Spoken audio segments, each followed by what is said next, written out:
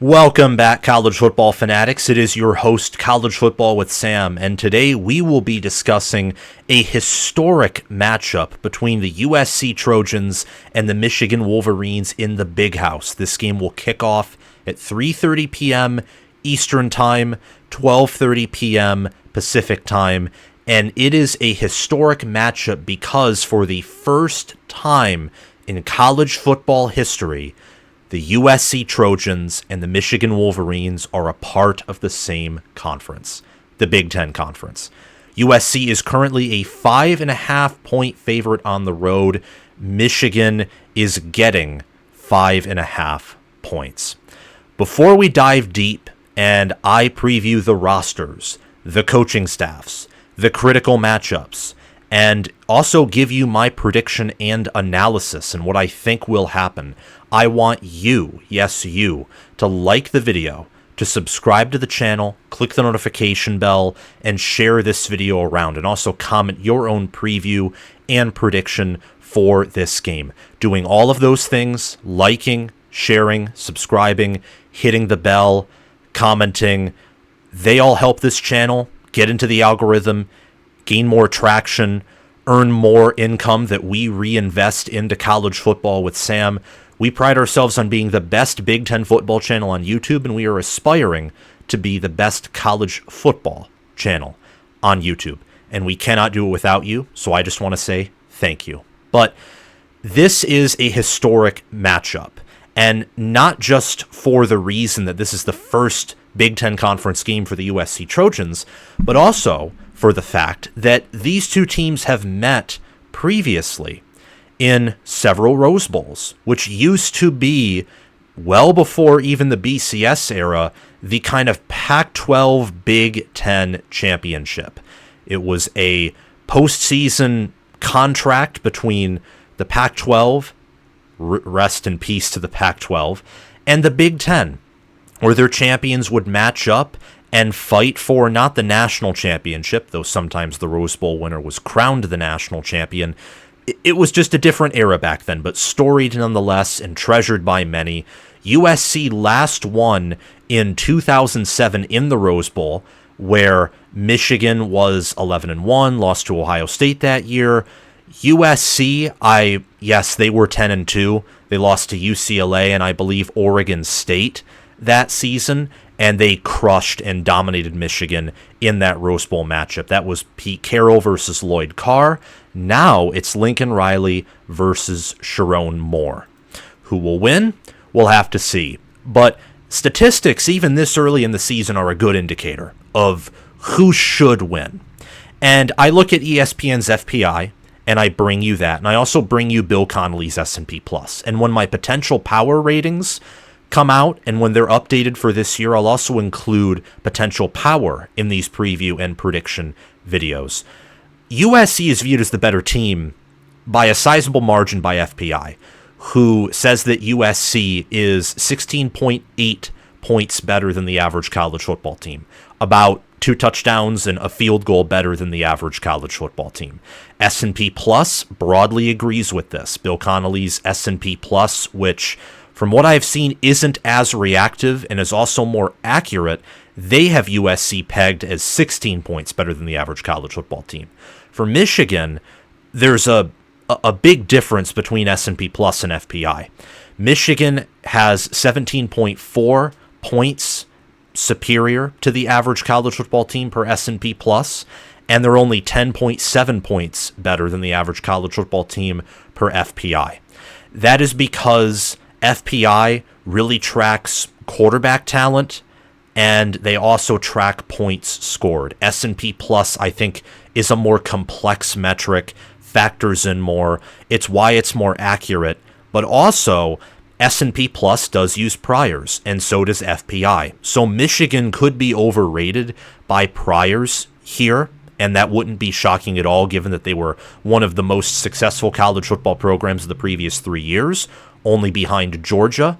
And USC could be overrated by the fact that they have played a very weak strength of schedule so far. LSU has not looked good, and Utah State is about as bad as Arkansas State, the worst team that Michigan's played all season long. So that is just one of a broad team comparison that you can look at. USC could also be underrated because I think they have a very good coaching staff, and the longer these players and the staff, specifically on defense, gel, they're going to improve. And for Michigan, they're a very young team with also a new staff. So these teams could be underrated, they could be overrated. It's easy to say that, and it's not a cop-out because it is early in the season. We only have at most a 4-game sample size for teams. I'm looking at Georgia Tech, and most teams it's a 3 or 2-game sample size. You look at points per play margin. USC has a 0.373 points per play margin. Michigan has a 0.088 points per play margin. This doesn't factor in strength of schedule, where again Michigan is superior than I think every other Power 4 team currently. Probably won't be that way at the end of the season, though.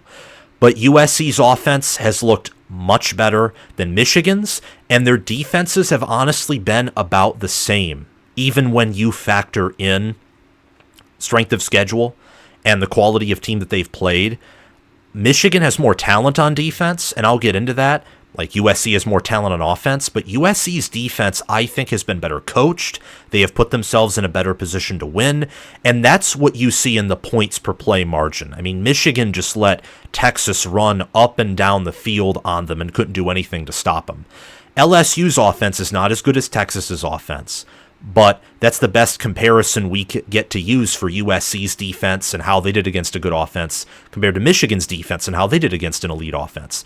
USC was able to create turnovers, they were able to create fourth down stops, and they were able to limit really what LSU rather wanted to do. USC was able to limit what LSU wanted to do. For Michigan, they couldn't do that to Texas at all. Texas did really whatever they wanted to do, outside of occasionally shooting themselves in the foot. They were marching up and down the field. They established dominance on the outside, and with Michigan's defense being on the field all the time, they were eventually able to establish dominance in the trenches. So USC, they have earned more points per play that they produce on offense, and they have held opponents to fewer points per play on defense. That's why you see that huge gaping points per play margin, which favors USC. And points per play margin, I have found, is highly correlated with the success of a team overall. I think it's one of the more accurate statistics to look at.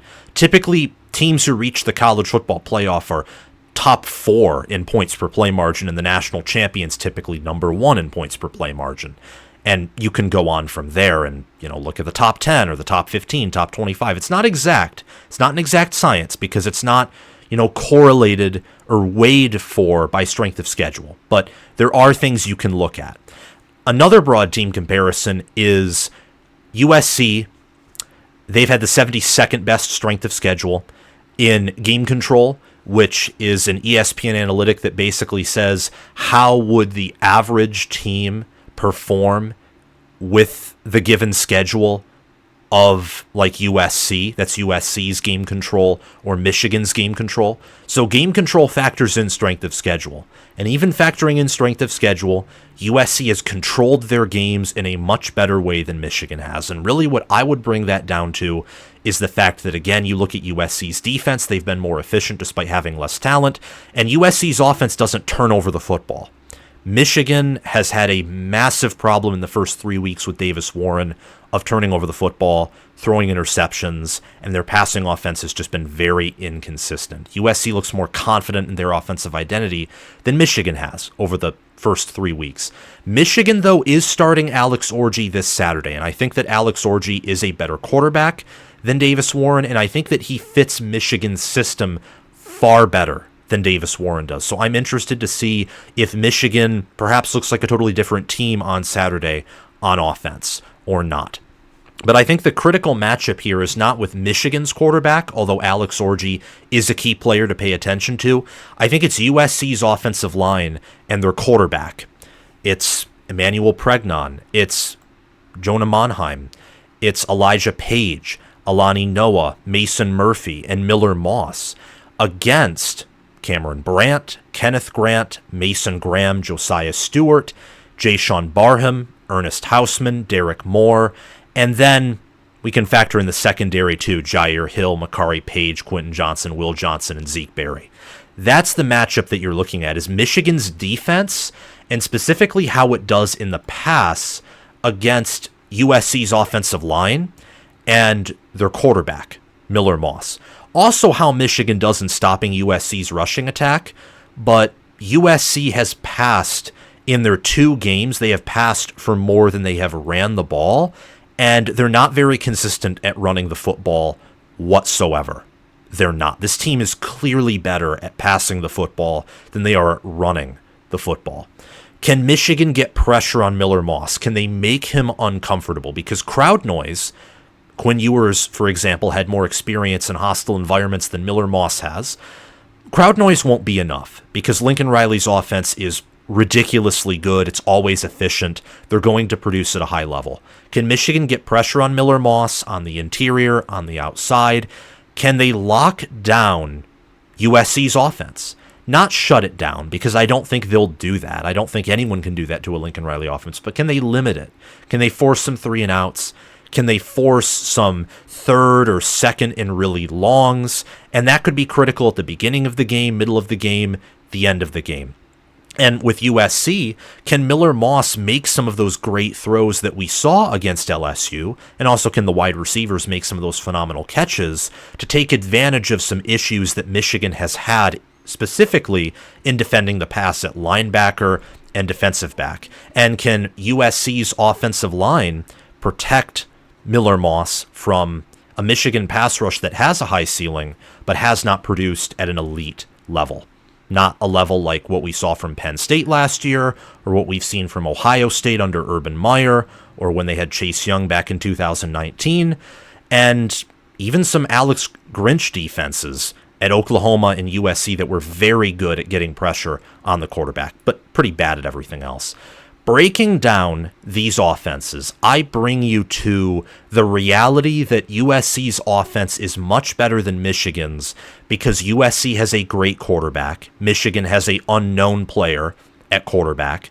USC has elite receivers. Michigan has very questionable receivers. And while I'd give Michigan a strong edge at running back, a strong edge at tight end, and a slight edge on the offensive line, that's not enough to overcome the most important position on the field: quarterback. And Michigan's offense as well has gotten better every week, I think, at run blocking.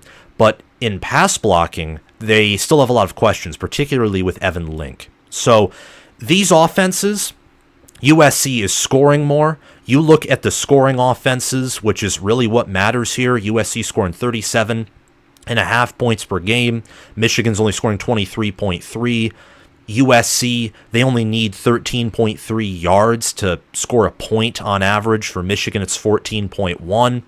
Michigan, they only score 2.3 touchdowns per game on offense. USC scores 4.5. The red zone efficiency, the execution, the balance, it all goes in USC's favor. USC is putting up over 150 more total yards per game than Michigan is, and almost averaging 2 more yards per play.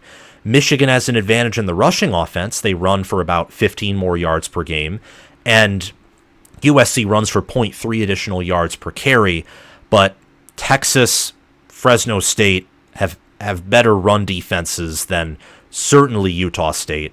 Arkansas State and Utah State are actually identical in stopping the run. They're both awful. And LSU's run defense has looked sorry, particularly in that South Carolina game. So Michigan has the better rushing attack, but USC is the far better passing offense. Again, pay attention to Miller Moss for USC. The tackles, Elijah Page and Mason Murphy. Can they protect him?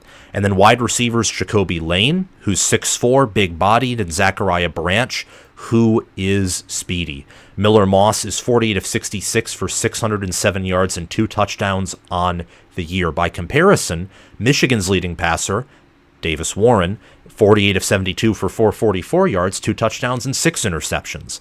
And Alex Orji does not even have 10 passing attempts on the year or 100 passing yards on the year. So very much an unknown. But Michigan has Kalel Mullings, who has 36 carries for 270 yards and 2 touchdowns. Another interesting thing is that Lake McCree and Colston Loveland lead their teams in receiving yards. So the tight ends lead these offenses in receiving yards. It's kind of fascinating, but maybe Lake McRee is emerging as a critical threat for USC, which is something that I didn't necessarily expect.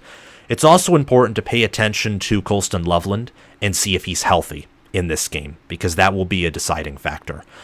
Defensively, I'd give the edge to Michigan at everything, but it is not as distant as I thought in the preseason, where I believed that Michigan would have a top 5 defense and USC's defense would just be kind of like Iowa's offense. Like, they'd improve, they'd be a lot fundamentally more secure and just better, but they'd be, top 75, maybe top 50 at best.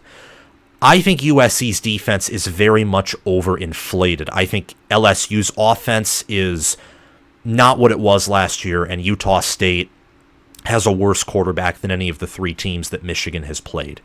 But USC right now is 40th in opponent yards per game, allowing 305.5. They are 13th in opponent plays per game, allowing 58.5, which is good that they're limiting opposing plays, but that also means that, especially in the passing game, when you're allowing that many yards and that few plays and there's a disparity there, that typically means that you're still vulnerable to some explosive plays, whether on the ground or through the air. For example, USC's allowing 5.2 opponent yards per play. Michigan's only allowing 4.6. Michigan has yet to face a 4th down attempt this season. USC has faced an average of 2 per game, and they've allowed so far 1 4th down conversion on the season. Opponents also love to chew clock against USC. I guarantee you that Michigan will do that in this game. As for run defense, Michigan leads the way, only allowing 70 rushing yards per game. USC's allowed 102. Michigan's only allowed 2.7 yards per carry. USC's allowed 4.2 yards per carry. And both teams are outside of the top 75 in sack percentage. They're outside of the top 75, top 70 in sacks per game. USC leads Michigan in opponent yards per completion, but Michigan leads USC in opponent yards per pass. I think Michigan is much better on the D-line, and Michigan is also superior to USC at linebacker and defensive back, but not by the same margin as they are on the defensive line. I think Michigan's advantage, just by virtue of NFL talent, but also how they've played in these first 3 weeks, makes it, I think, almost a given that they're clearly better than USC up front defensively. But linebacker and defensive back, it's closer than that. I think USC has, quite frankly, looking at that LSU versus USC game, that Sunday night matchup in week 1, they've done a better job with the talent they've had at defensive back to limit passing offenses. And maybe Texas's is just that good, way better than LSU's and most teams in America's passing offenses, for example. And maybe we'll see that Saturday. But I think USC, they have a passing offense that can exploit Michigan's secondary. USC's secondary, I think, has honestly been better coached. And I would even say the same thing for linebacker as well. Michigan struggled at those positions. They have talent, and their position coaches are not horrific. And with the talent they've had and the proven players they have at those positions, I like them. But USC is an argument. They have a case there to really show up at linebacker and at defensive back. Pay attention to these names on defense. Anthony Lucas for USC, along with Jamil Muhammad. And then Easton Mascarenas Arnold, Mason Cobb, Eric Gentry at linebacker, Jacoby Covington, Jalen Smith, Kamari Ramsey, and Akili Arnold at defensive back. For Michigan, you're looking at Cameron Brandt, Kenneth Grant, Mason Graham, Josiah Stewart, Jayshon Barham, Ernest Hausman, Derek Moore. You're looking at Makari Page, Quentin Johnson, Will Johnson, Zeke Berry, and Jair Hill. Zeke Berry and Jair Hill are players that have talent, but they have not played well in these first 3 games for the Wolverines, and it would not shock me at all if USC targets them and also finds ways to exploit them. As for the Wolverines, if Colston Loveland is healthy, I think they'll be able to potentially have their way with the tight end linebacker matchup, but we'll have to see ultimately how that goes. You look in the trenches and special teams, I think Michigan has an edge in special teams, and in the trenches, I think Dominic Zvada is a better kicker than USC's kicker, who is Michael Lance. He has had a long Dominic Zvada of over 50. Lance's long has been from 35, and he shanked one from under 30 against LSU. Meanwhile, Zvada's been perfect on the season. I think Michigan and USC both have a little bit of struggles at punter, from what I have researched. USC is the better return man at punter and for kickoffs. Michigan is the better punt coverage unit. And when you look at, I think, the trenches, you see that Michigan has the better offensive line, or at least a similar offensive line, but then they have that clearly better defensive line. And that right there seals it. I think Michigan is the better football team in the trenches. And that's a big part of winning in the Big Ten, specifically on the interior, where I noted USC may be better at pass protection and better at tackle than Michigan is. But Michigan's guard and Michigan's center, I trust a lot. And you see that from the fact that Michigan right now is much better at run blocking than they are at pass blocking. I mean, even against Texas, they were able to run the football modestly well. Against Arkansas State, a terrible run defense that is comparable to Utah State's, Michigan was more effective on the ground than USC was and ran the football better. So I think that in the trenches, Michigan has an advantage, and they also do on special teams. But coaching's important, and right now I do trust Lincoln Riley and his offensive staff and his defensive staff over what Michigan has. Sharon Moore doesn't have the same amount of games under his belt. Lincoln Riley's been a coach for more than half a decade, a head coach. Sharon Moore's only been a head coach for less than 365 days, so you have that experience edge. I think Lincoln Riley and his staff have done a better job at managing USC and the roster that they have and the players in front of them and playing to their strengths and utilizing their potential than Michigan has done with any of those that I just listed. And I think Michigan, as I've pretty much described in this video, I think has a roster that outside of quarterback and receiver has better depth and has a higher potential than what USC does. I think Michigan is still better built for Big Ten play than USC is. But coaching is important, and I think USC's done a much better job of managing their games, of scheming up their game plans, of making adjustments on the fly, and that's huge, particularly on defense, where Michigan has more talent at every position, more NFL players at every position. But Wink Martindale got aced by Texas the whole game, got aced on the first drive against Arkansas State, aced on some of the last drives against Fresno State. I have not seen D'Anton Lynn's defense get owned in an annoying way comparable to Wink Martindale's defense at Michigan. And that's adjusting for talent, because USC's in year one of what is essentially a defensive rebuild. I mean, it would be success for USC to just have a top 75 defense. That would be successful. That'd be an abject failure at most Big Ten schools, but USC's been so bad at defense. Just seeing improvement, and especially an increase in discipline with the fundamentals, is huge success. The only area I'd give Michigan staff an edge is strength and conditioning. I think they've done a better job preparing their players to be strong, to be explosive on both sides of the football. I think with Michigan, it's more a talent of, can they put the pieces together? Can they scheme up a good game plan? Can they manage their talent? For USC, I think the issue is still, can they build a program that can perform at a blue blood level in the Big Ten? Because you don't only have Michigan to pass, and Michigan doesn't look so good right now, but you have Ohio State, and you have Oregon, and you have Penn State, who right now look better than the USC Trojans do.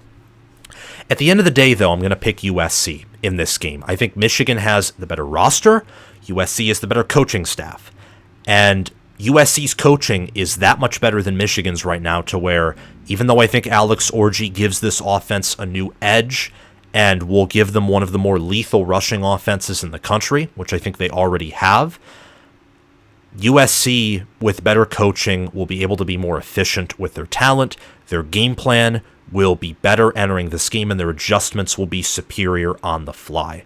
So despite the fact that I think Michigan covers and is able to move USC's defense, put up a lot of yards in them, specifically on the ground, and play competitively, I do think USC escapes with a win. 27-6 is my score prediction. USC getting a close win in Ann Arbor, improving to 3-0. Michigan falling to 2-2, 0-1 in Big Ten Conference play. Thank you all so much for watching this video. Remember to like, subscribe, hit the notification bell, and comment your thoughts on this video down below. Thanks to my Patreon members for sponsoring this video and channel. Thanks to Crash2488 and Brasco Rascal for being Heisman members. Chris Lane, kind of little OH, Ismar, Tyler Nye, and Chilton Cush for being All-American members. And thanks to John Lynn, Roaming Gnome, Matthew Sale, Austin Christmas, and Shanisha Cockrell for being All-Conference members. If you want to support the channel monetarily, check out my merchandise page and my Patreon page via the link in the description and down below in the pinned comment. And sign up as a paid member on my Patreon page or purchase merchandise. Have a great day, guys. Go Trojans and go Blue.